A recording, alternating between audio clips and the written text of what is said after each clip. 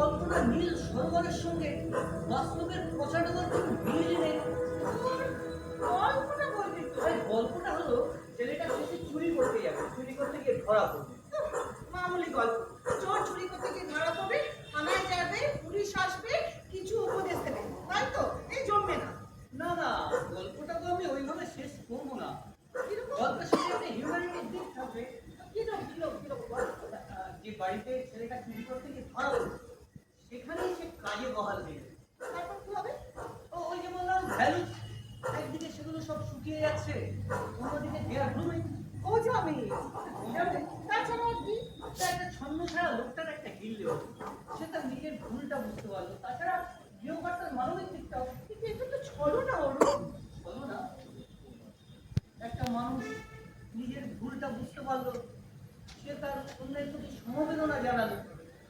সে তো ইচ্ছে করলে কোর্টটাকে মারধর করতে পারতো, পুলিশ থেকে ধরিয়ে দিতে পারতো। তার কিছু করেনি, সে তার আশ্রয় দিল। এটা ছলনা হলো। না না না, আমি আমি গৃহকর্তার ছলনার কথা বলছি না। আসলে গৃহকর্তার মাধ্যমে তুই তো করুণা দাক্ষিণ্য দেখিয়ে পাঠকের চোখে মহৎ হতে চাইছিস, কিন্তু মূল সমস্যা কি হবে? যে সমাজ ব্যবস্থার শিকার ওই ছেলেটি, তার তো সমাধানের কোনো পথ দেখালি না। আমাদের আমাদের সমাজে তো এমন কত চোর আছে, কাল যদি অন্য আর একটা চোর আসে তখন গৃহকর্তা কি করবে? মানবিকতা দেখিয়ে তাকেও কাজে বহাল রাখবে। না না, গল্পে তো আমি দ্বিতীয় চোখ ঢোকাচ্ছি না, তার আগেই গল্প শেষ। ওর কাজ তো ছলো না ওর। গল্পটা জমলো, পাঠকের ভালো লাগলো, মাঝখান থেকে তোর ফাঁসিটা ধরা পড়লো না।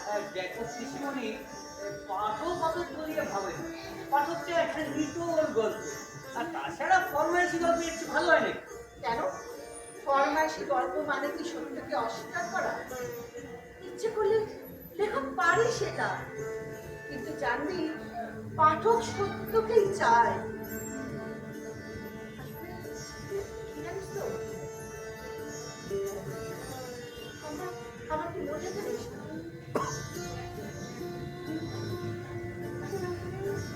গল্প, কিন্তু আমার কিন্তু তোর পেটে ফিরতে হবে বেশি।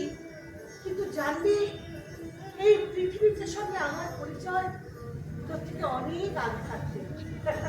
যাকে যাকে তোর ভাবনাটাকে আমি ওদের গুলিয়ে দিলাম।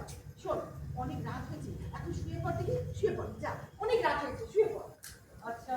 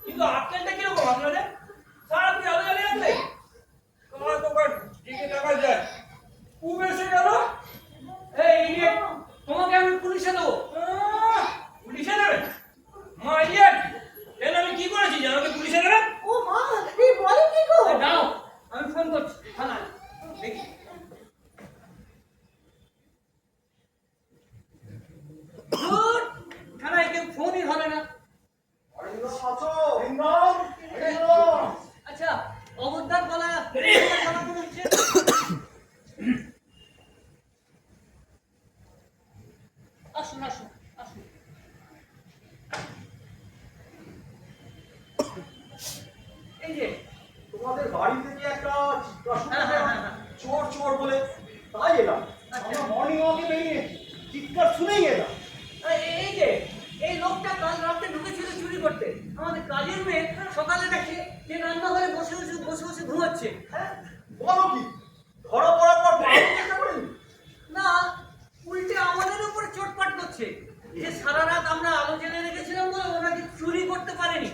এই কিরকম চোরে? আসলে সবাই নেশা টেশা করে ঢুকেছিল, রাত্রে নেশাটা জমে উঠেছিল, তাই চুরি করতে করতে ঘুমিয়ে পড়েছে। তা অরিন্দম, পুলিশে খবর দিয়েছো তো? হ্যাঁ, থানায় ফোন করেছি, কেউ ফোন ধরে না।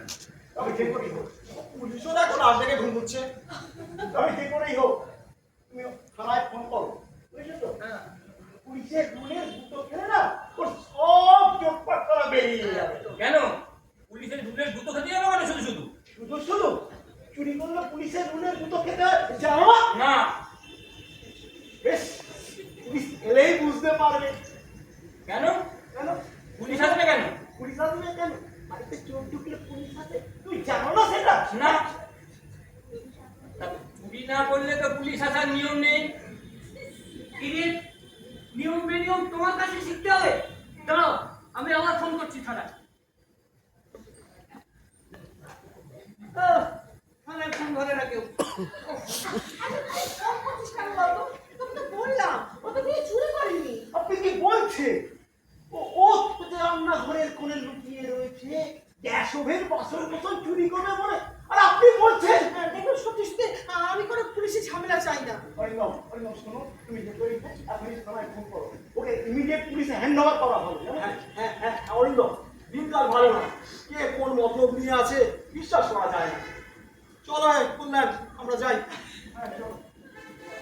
মদ খাও অরিন্দম, ওকে যেন মারধর করতে যেও না। যদি বেকায় যায়, ও শরীরের কোথাও আঘাত লেগে রক্তপাত হয়, তাহলে কিন্তু পুলিশ তোমাকে উল্টো কেস দিয়ে দেবে, বুঝলে? তখন পুলিশের ছিলে আসলো না। বুঝতে পেরেছো তো? হ্যাঁ চলি, হ্যাঁ চলি, মনে রেখো অরিন্দম। চলো চলো চলো। এই যে তুমি বাড়িতে কাজ করো তাই না? যাও তো একটু চা করে নিয়ে আসো তো, আচ্ছা ঘুমটা তো ভাঙিয়ে দিলে। মরণ দশা, আমি চলতে চাই না। আচ্ছা ও বাবা, এ কি মানে গো? থানায় কেউ ফোন ধরে না। এত ফোন করে যাচ্ছি, কেউ ধরছে না। এই বুঝবো, যা না, চা করে নিয়ে না। এই এক কাপ জল বেশি নিস। হ্যাঁ? হ্যাঁ। তার মানে তুমি ওকে চা খাওয়াবে? আরে তুমি হ্যাঁ করে দাঁড়িয়ে রইলে কেন? যাও চাটা করে আনো না।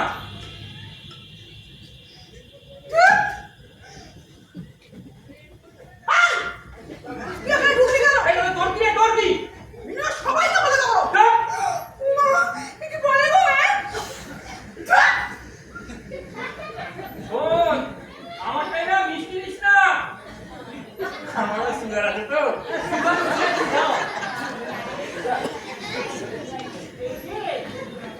তুমি রান্নাঘরে কেন ঢুকেছিলে? আপনি চুরি করার জন্য? দেখে দেখে বেটা সীতা করলো, বেটা চোর। কখন ঢুকেছিলে? কখন তা তো বলতে পারবো না।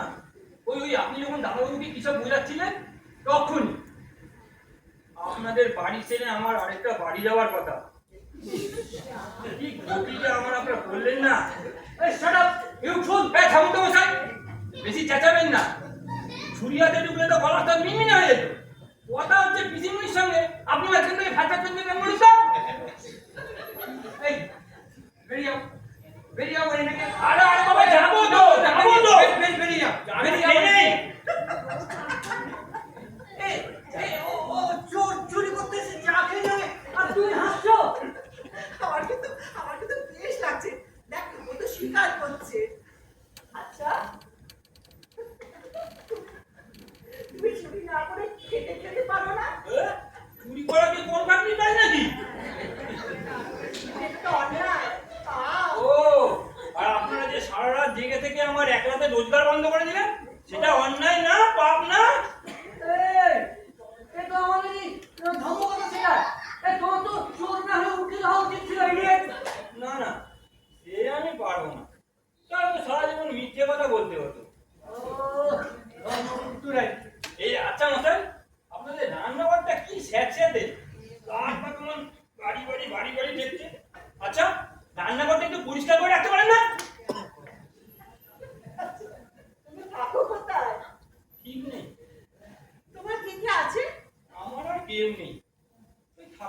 একটা শত্রুর আছে, সে আমার সবসময় সঙ্গে সঙ্গেই থাকে। এই যে আমার শত্রুর। তোমার নাম কি? আমার নাম সত্যবান, সত্যবান ঘোষাল। চোরের নাম আবার সত্যবান। এই দেখো, আরে নামের সাথে ব্যবসার কি সম্পর্ক? ওই যে আপনার বাড়িতে যে মেয়েটা কাজ করে তার নিজের নাম পুষ্প। হ্যাঁ, পুষ্প। তা ওর তো সারা জীবন ফুল টুল নিয়ে কাজ করার কথা, তা ও আপনাদের বাড়িতে কাজ করে কেন? এই যে মহারানী, 4 কাপ চা করে আনতে এত সময় লাগে? চোরের একটা বড় গলা। আচ্ছা, আমার কি বলে রাখো? দিদিমণি, হ্যাঁ। চা। চা, হ্যাঁ?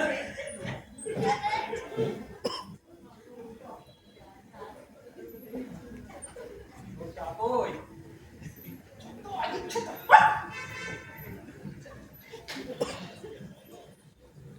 আচ্ছা সত্যবান, তুমি কি এই প্রথম চুরি করতে এলে নাকি আগেও চুরি করেছো? এই নিয়ে 3বারই বাধা। এত বাধা পেলে ব্যবসা জমে বলুন? তা তো ঠিক, সত্যি কথা। জানেন পিসিমণি, প্রথমবার এক বড় লোকের বাড়ির পাঁচিল ঠপকে বাগানে ঢুকে ভূত পেতে বসে রইলাম মাঝরাত পর্যন্ত। শেষে সব চুপচাপ বলে ভাই বেয়ে ওপরে উঠলাম। জানলা দরজা সব বন্ধ, বাইরে থেকে ঘোরার উপায় নেই। ভিতরে লোক জেগে আছে না ঘুমিয়ে আছে। ওটা ঘরের ভেতর থেকে একটা মারি আওয়াজ শুনতে পেলাম, ভারী বাস। জানলার ঘর করি ফাঁক করে ভেতরের কাণ্ড কারখানার দিকে তো আমার রক্ত একেবারে হিম। একজন মাঝবয়সী মহিলা আর একজন ভদ্রলোক, দুজনে মিলে আরে আপনি যা ভাবছেন তা নয় না বাবা। বন্ধ করো। তবে দেখি কি দুজনে মিলে একটা অল্প বয়সী বইয়ের গলা টিপে ধরেছে। ওটার মুখে এক গাদা ধুলো ওঠা। এই দেখে আমি তো চিৎকার করে উঠলাম। চারিদিকে এক থেকে হই হই করে লোকজন ছুটে এলো। সেই ফাঁকে আমি দেদৌ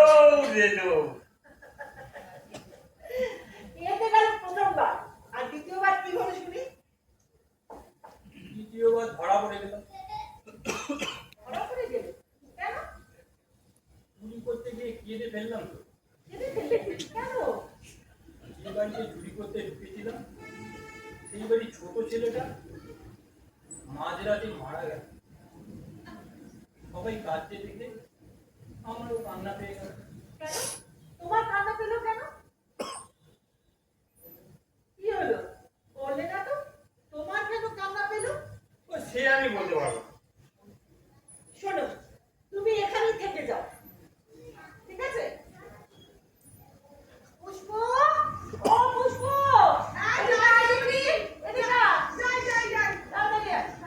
এই শোন, এই কালকে হাঁড়িতে না একটু ভাত আছে আর বাড়িতে ডাল আছে, তো ওকে একটু গরম করে দে না। সে আমি কাল রাতেই মেরে দিয়েছি। ওই এসেছিল। পিসিমণি, তুমি কিন্তু খুব ঝুঁকি নিচ্ছ। ওর গল্পটা তুই তো এইভাবে শেষ করতে চেয়েছিলি। যা ভালো বুঝো তাই করো। থাকবে তো? স্বাধীন চড়তে গিয়ে পরাধীন চাপো। বেশ থাকবো। কিরে, আমার সাথে ঝগড়া করবি না তো? ও, ঢুকেছিলি তো চুরি করতে, এখন কাজ করতে তো লজ্জা করবে না? না, কারণ কাজ করতে ঢুকে যারা চুরি করে তাদের যদি লজ্জা না করে তাহলে আমার চুরি করতে ঢুকে কাজ করতে লজ্জা করবে কেন? আমি চুরি করে, আমি চোর বলি, আমি চুরি হলে আমাকে চোর বলছে। বাবা, কোথায় কোথায় তো ভিগিয়ে যাস কেন? চোর বললে কি চোর হয় নাকি? চুরি করলে তবে না চোর হয়। ছাড়ি না পিসিমণি। আচ্ছা সত্যবান, তুমি বিয়ে করোনি না, কেন? সময় সময়? সময় পাইনি। নিলে বিয়ে করার কি আর কঠিন কাজ। পিসিমণি, আমি তোমাকে বলে দিচ্ছি, ওর মাথা খারাপ আছে কিন্তু এই যে, খারাপ আছে। আড্ডা না মেরে হাতের কাজগুলো সারা না। ইস, তুই আমার হুকুম দেবার কে রে? আমি দেখেছি পিসিমণি, এরা আড্ডা দিতে পারলে আর কিছু চায় না। এই, তুইও তো আড্ডা দিচ্ছিস। পিসিমণি বাজার যেতে হবে না? বাজারে না গেলে অসুবিধা হবে না। আসুন আসুন আসুন আসুন এই যে এই লোকটা কাল রাত্রে রান্নাঘরে ঢুকেছিল চুরি করতে। নমস্কার দারোগাবু, নমস্কার। এই পুষ্প, না না দারোগাবু চা করে আনি। ওই চোর চুরি আর কোথায় করতে পারলাম স্যার, এবারও বাধা, একেবারে মোক্ষম বাধা, যাকে বলে বাধা পড়ে গেছে স্যার। এই এখানে চল চল এই কোথায়? থানায় অসম্ভব, হাতে এখন আমার অনেক কাজ, এসব পেলে আমি যাই কি করে? আপনি বলুন স্যার। থানায় বেলায় যাবি নাকি ঘর ধরে নিয়ে যাবো? কি আশ্চর্য, ওই মালিক না বললে আমি যেতে পারবো না। আরে কি বলছো রিতম বাবু? মহা ধন্যবাদ। এই পুষ্প বল না তুই তো দেখেছিস বল না। আমি তো রান্নাঘরে পুলিশ অফিসার জানেন তো, ও চুরি করতে ঢুকছিল ঠিকই, কিন্তু ও কিছু চুরি করেনি। আমি ঠিক করেছি, আমি ওকে আমার বাড়িতে রেখে দেবো। কি রে, তোকে তো বললাম, শুধু শুধু তুই ওকে রেখে নিয়ে এলি কেন? না দেখে উপায় কি? আচ্ছা অফিসার, ওকে কি বাড়িতে রাখা ঠিক হবে? থানায় নিয়ে যান বলে। দেখুন, এসব আপনাদের ব্যাপার। আপনি বললেন বাড়িতে চোর ধরা হয়েছে, আসুন। এখন দেখছি আপনারা তো নিজেরাই কিছু ঠিক করতে পারেননি, যত সব। এই চলো। দাঁড়াবো, আপনি যাবেন না। এখন আপনি একটা বিধান দিন। দেখুন, আমি চুরি করতে ঢুকেছিলাম, এটা ফ্যাক্ট। এমন অবস্থায় আমার থানায় যাওয়া উচিত, এটাও ঠিক। কিন্তু পিসিমণি বললে সত্য, আজ থেকে তুমি এ বাড়িতে কাজে লেগে যাও। দাদা ও বললেন যা ভালো বোঝো করো। এমন অবস্থায় আপনার আবির্ভাব স্যার। কিন্তু তোকে দেখে তো সুবিধের লোক বলে মনে হয় না। কেন দারোগাবু? আমি তো যা সত্যি তাই বললাম। কাজে তো লাগলি, তারপর সবকিছু নিয়ে কেটে বললি না তো? হবে না, কি আমার দ্বারায় হবে না। চেষ্টা করে তো দেখলাম, এবারে কঠিন কাজ স্যার। বাবু, মনে হচ্ছে লোকটা সেই ধরনের চোর নয়। তার ঠিক বেটার দেখলে থানায় একটা খবর দেবে। আর আপনার পিসিমণি হ্যাঁ, আপনার টিসমুনি যখন চাইছে, তবে খুব সাবধান। কোন রকম বেচাল খবর যদি পাই, চলে আসুন নম্বর। আপনি তো লেখক মানুষ, দেখুন না, একটা চোর সুযোগ পেয়ে যদি মানুষের মতো বাঁচতে পারে, সেটা তো আপনার লেখার একটা উপাদান হতে পারে। চলি। বুঝলি পচা? হ্যাঁ হ্যাঁ, কে বললো চল্লি পচা? আর ও বললো আমি চিনতে পারলি না? স্যার আপনার ডাক নাম পচা। এই, এই হচ্ছে, আরে এত কেন হবে? তোর ডাক নাম পচা, এটা তুই অস্বীকার করবি? এই তুই তো বাড়ি করলে কিন্তু মেরে দাঁত ভেঙে দেবো। তোর সেই ছোটবেলাকার অভ্যাসটা এখনো আছে দেখছি। কি ব্যাপার অফিসার? ও আমার ছোটবেলার বন্ধু। কে বন্ধু? তোর স্কুল ঢিলে আছে। চলি। এই একটু দাঁড়া পচা। খুব বাড়াবাড়ি হয়ে যাচ্ছে কিন্তু। থানায় নিয়ে গিয়ে এমন আড়ন গলায় দেবো না।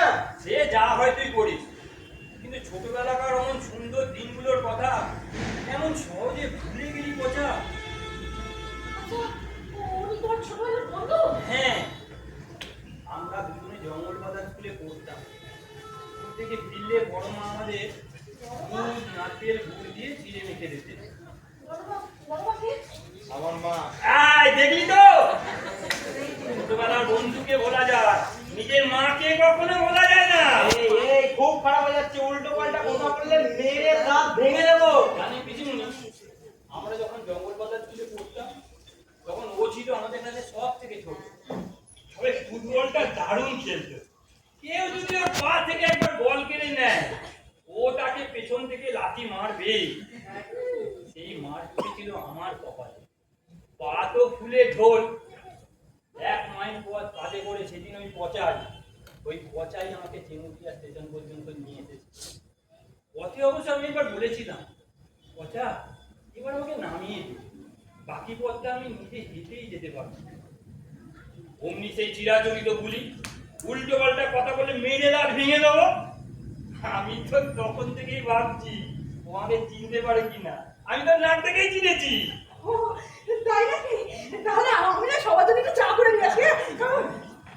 না না, আমি এখন চা খাবো না। তা কি করে? আপনি সত্যি বন্ধু? কে সত্যের বন্ধু? যত সব আজগুবি গল্প। সকাল থেকেই ঝামেলা। চলি অরিন্দম বাবু। এদের এইভাবে অপমান করে চলে যাস না বজা। খুব খারাপ হয়ে যাচ্ছে, কিন্তু থানায় নিয়ে গিয়ে এমন আড়ং দেবো না। আচ্ছা তোকে বললাম তো, তো যা ইচ্ছা করিস। আচ্ছা পিসিমণি, 2টা টাকা দেবেন, কথার জন্য একটু মিষ্টি নিয়ে আসি, না হয় প্রথম মাসে মায়না থেকে কেটে নেবেন। না না, আমি এখন মিষ্টি খাবো না। তা কি হয়? হয় হয়, খুব হয়। হ্যাঁ? কি?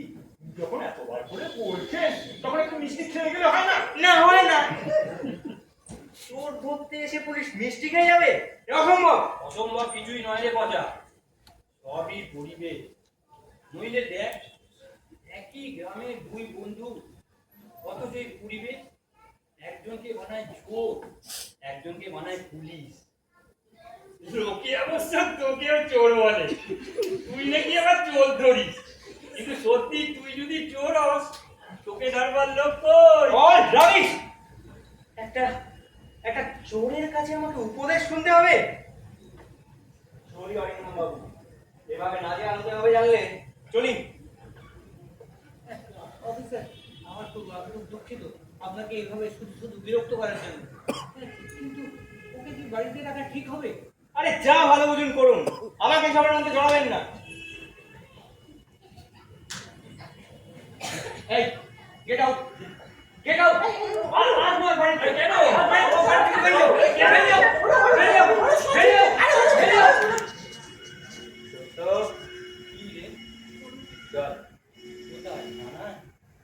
না, আমার বাড়ি।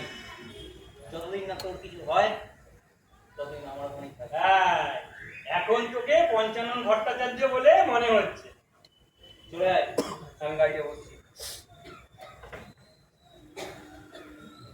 বলি অরিন্দম বাবু, তোমার যা কল্পনা, বাস্তবে তার মুখোমুখি হওয়ার মতন সাহস তোমার নেই। ফরমাইশি গল্পে বেঁচে পড়ে বিবেকটাকে বেঁচে দিও না সাইকেল মশাই, বেঁচে দিও না।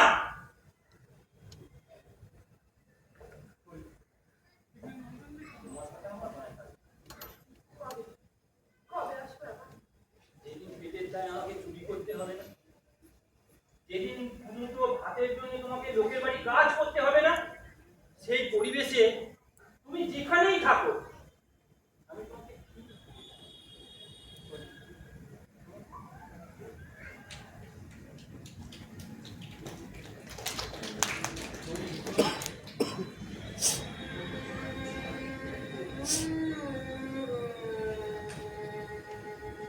আমি আবার আসবো।